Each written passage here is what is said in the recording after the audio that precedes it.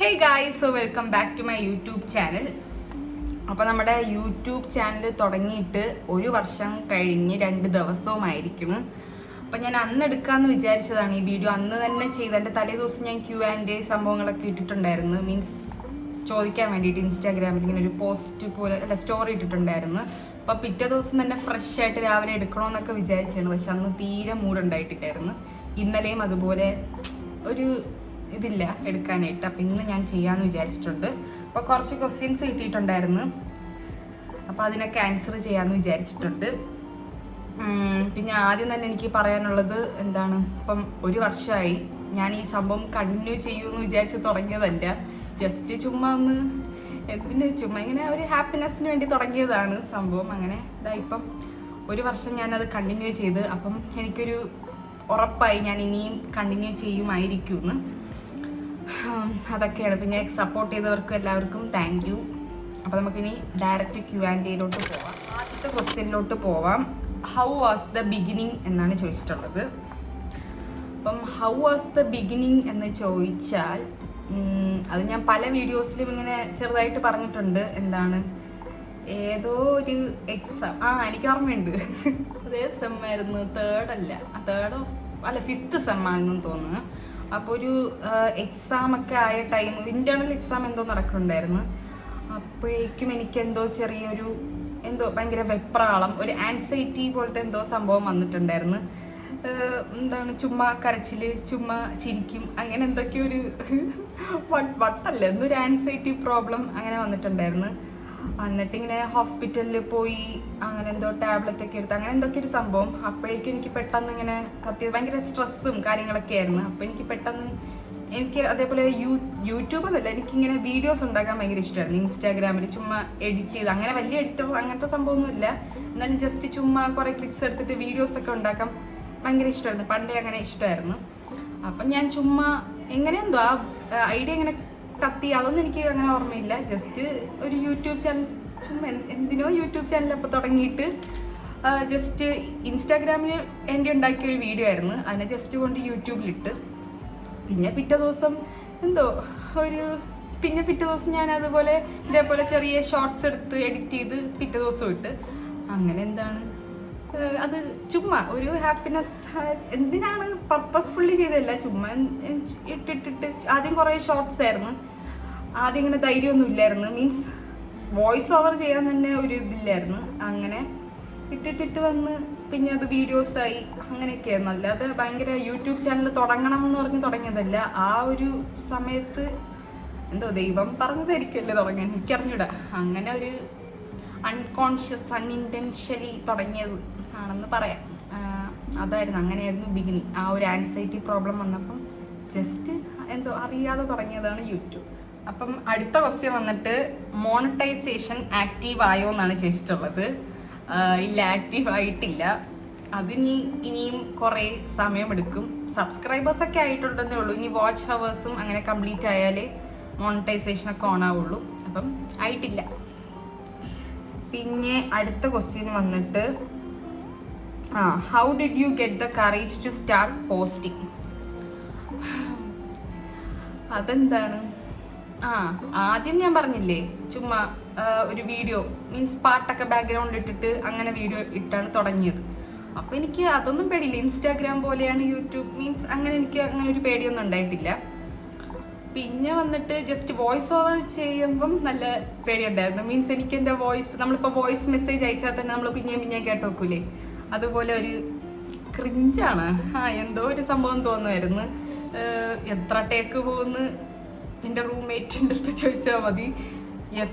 രാത്രി 10 മണി വരെ ഇരുന്നിട്ട് ഒരു സെൻറ്റൻസ്, ഹായ് ഗായ്സ്, പിന്നെയും കട്ടാവും, ഹായ് ഗായ്സ്, ഇങ്ങനെ പറഞ്ഞിരിക്കുമായിരുന്നു. ആദ്യത്തെ എനിക്ക് തോന്നുന്നൊരു 50 വീഡിയോ എങ്കിലും ഞാൻ അങ്ങനെ ആയിരിക്കും കുറേ പ്രാവശ്യം വോയിസ് ഓവർ. ആദ്യത്തെ ഒരു 10-25 വീഡിയോ എനിക്ക് തോന്നുന്നു എല്ലാം വോയിസ് ഓവർ ആയിരുന്നു, ഷോർട്സും കാര്യങ്ങളൊക്കെ. എനിക്കറിഞ്ഞൂടാ അത് കുറേ ടേക്ക് പോയിട്ടുണ്ട്. എനിക്ക് അത്രയ്ക്കുള്ള ധൈര്യമൊന്നും ഇല്ലായിരുന്നു. പിന്നെ വീഡിയോ എടുക്കാൻ സമയമായാലും ഒരുപാട് ടേക്കും കാര്യങ്ങളൊക്കെ പോകാറുണ്ടായിരുന്നു ഫസ്റ്റ്. ഇപ്പം ഞാൻ വിചാരിക്കും, നമ്മളിപ്പം ഇപ്പം ഞാൻ അങ്ങനെ പിന്നെ റീടേക്ക് പോകാറില്ല. അത്രയും ഭയങ്കരമായിട്ട് ഒരുമാതിരി വീഡിയോ എടുത്തുകൊണ്ടിരിക്കുമ്പം ഭയങ്കര ബോധമില്ലാതെ സംസാരിക്കുകയാണെങ്കിൽ ഒന്നും കൂടെ എടുക്കും. അല്ലാതെ എനിക്ക് ഞാൻ പറയണത് കാര്യങ്ങളും അതും വെച്ചിട്ട് എനിക്ക് റീടേക്ക് എടുക്കാൻ തോന്നാറില്ല.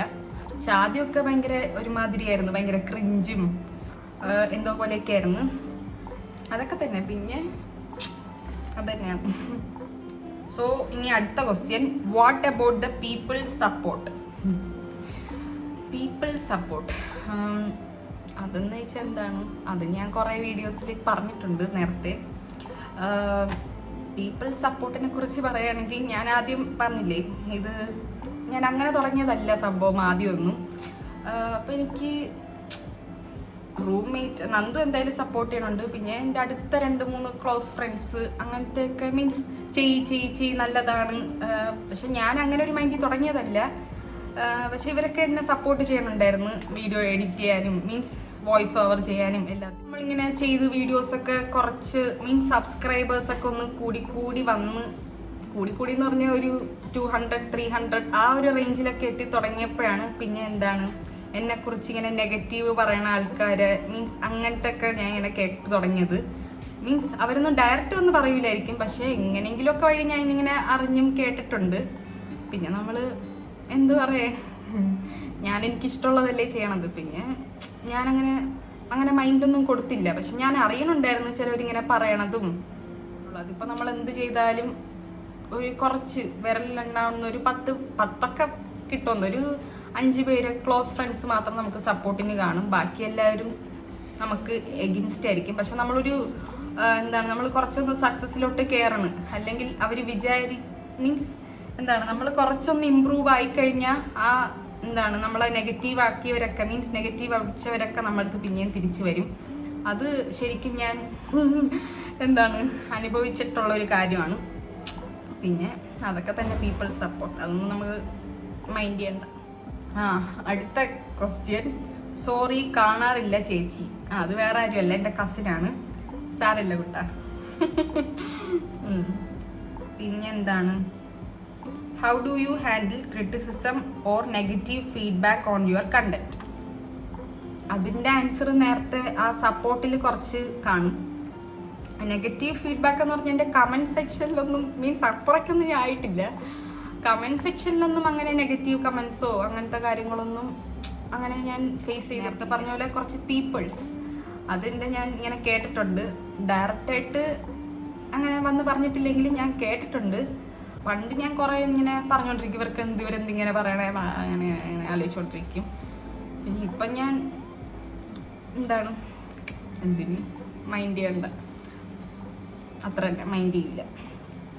അടുത്ത്, do you get so caught up in documenting your life that you forgot to live the moment? ഞാനിങ്ങനെ വീഡിയോ എടുത്തോണ്ട് നിൽക്കുമ്പോൾ നമ്മൾ ആ പ്രസൻറ്റ് മൊമെൻറ്റ് ലീവ് ചെയ്യാൻ മറന്നു പോകാറുണ്ടോ, അല്ലെങ്കിൽ അതൊന്ന് മിസ് ചെയ്യാറുണ്ടോന്ന്? അങ്ങനെ അതാണ് ക്വസ്റ്റ്യൻ. അങ്ങനെ ചോദിച്ചാൽ ഇല്ല. എനിക്ക് നേരെ തിരിച്ചാണ്.